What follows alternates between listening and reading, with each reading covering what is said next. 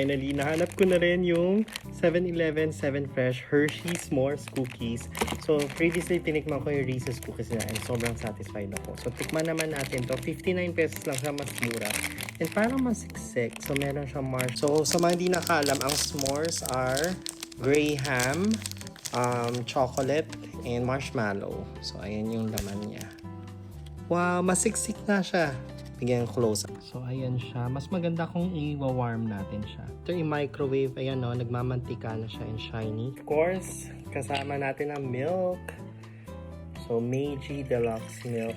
Sarap nito. Very creamy from Japan. Deluxe, rich and creamy. So, Biltamart. Nabili siya sa Biltamart. Manganta. Charot. So, let's eat. Ayan o. Yummy. Wow. Wow, grabe. The marshmallow po. Sarap. Actually, very crumbly yung texture niya. Chunky. Lasa mo yung graham crackers. Tapos, meron siyang choco chip sa loob. Besides the actual chocolate.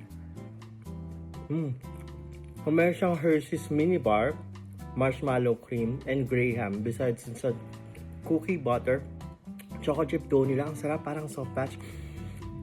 29/10. 999/10. Must try. I think try nyo siya. Bagay siya with milk. Parang Santa Claus. Parang Christmas. Guys, huwag niyo palagpasin. Mag-hoard kayo kung kinakailangan na. Sarap.